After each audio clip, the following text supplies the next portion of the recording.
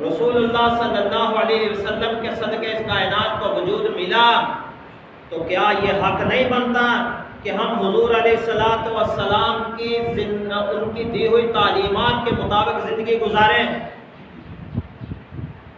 جس محبوب پیغمبر کی وجہ سے ہمیں وجود ملا،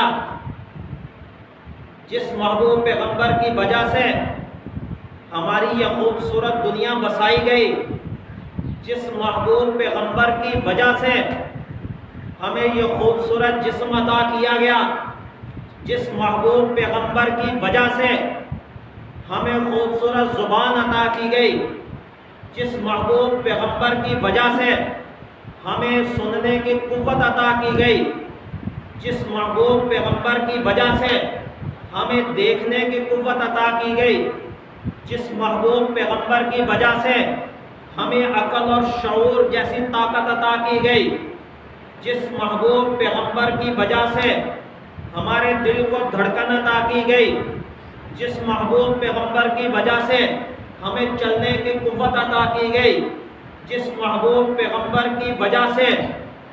ہمیں اس دنیا میں رزق عطا کیا گیا، جس محبوب پیغمبر کی وجہ سے، جس محبوب پیغمبر کے صدقے سے ہمیں اپنے گھر بار عطا کیے گئے،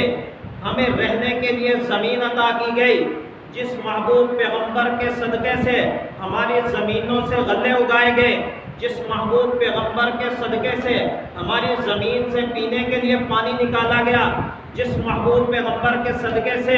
ہمارے سانس لینے کے لیے ہوا کا نظام چلایا گیا، جس محبوب پیغمبر کی وجہ سے ہمیں زندگی گزارنے کی ساری نعمتیں عطا کی گئیں، کیا اس پیغمبر کا یہ حق نہیں ہے کہ ہم اس کی تعلیمات کے مطابق زندگی گزاریں؟ کیا اس پیغمبر کا یہ حق نہیں ہے کہ ہماری شکل و صورت اس پیغمبر جیسی ہو؟ کیا اس پیغمبر کا یہ حق نہیں ہے کہ میرا لباس میرے اس پیغمبر جیسا ہو جس کی وجہ سے مجھے وجود عطا کیا گیا؟ کیا اس پیغمبر کا یہ حق نہیں ہے کہ میری زندگی کے شب و روز اس کی اطاعت میں گزر جائیں؟ کیا اس پیغمبر کا یہ حق نہیں ہے کہ میری خوشی اور غمیاں، میرے رسم و رواج، میری بود و باش، میرا طرز زندگی، میرا طرز معاشرت، میرا طرز معیشت، میرا نظام زندگی، میری ہر بات، میرا بولنا بھی، میرا لین دین بھی، میرے معاملات بھی، میرا کھانا پینا بھی، میری زندگی کا ہر قدم، ہر سانس، ہر لمحہ، ہر گھڑی،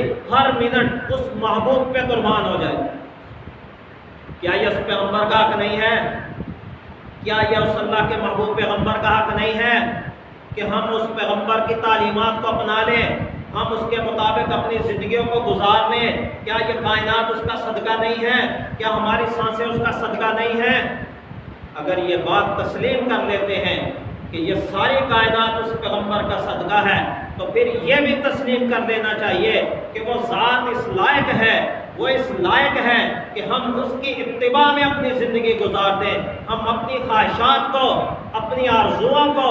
اپنے دل کی تمناؤں کو، اپنی ہر سانس کو اس نبی میں قربان کر دیں۔ زمانے والے کیا کہیں گے، برادری والے کیا کہیں گے، خاندان والے کیا کہیں گے، محلے والے کیا کہیں گے، لوگ کیا کہیں گے کہ اس نے داڑھی رکھ لی ہے، لوگ کیا کہیں گے اس نے سر پہ پگڑی باندھ لی ہے، لوگ کیا کہیں گے اس نے سر پہ لباس پہن لیا ہے۔ باڑ میں جائیں لوگ، کہنے والے آگ میں جائیں، کہتے رہے۔ میں تو یہ چاہتا ہوں کہ جب روز حشر میرے نبی سے میرا سامنا ہو، جب قیامت کے دن میرے آقا سے میرا سامنا ہو، جب روز محشر سجے، جب شافعی کوثر کی نظر پڑے، تو کہیں حضور یہ نہ کہہ دیں کہ یہ تو میرا نہیں ہے، بلکہ میں تو یہ چاہتا ہوں کہ حضور کی سفارش نصیب ہو جائے، حضور دور سے دیکھ کر کہیں یہ وہ ہے جس نے میری خاطر لوگوں کی باتیں سنی، جس نے میری خاطر لوگوں کی گالیاں برداشت کی، جس نے میری خاطر اپنی زندگی کو، اپنی زندگی کے ہر لمحے کو میری خاطر جیا۔ یہ میرا ہے، اسے آنے دو، اسے میں اپنے ہاتھوں سے جام کوثر پہ دوں۔ کیا یہ نہیں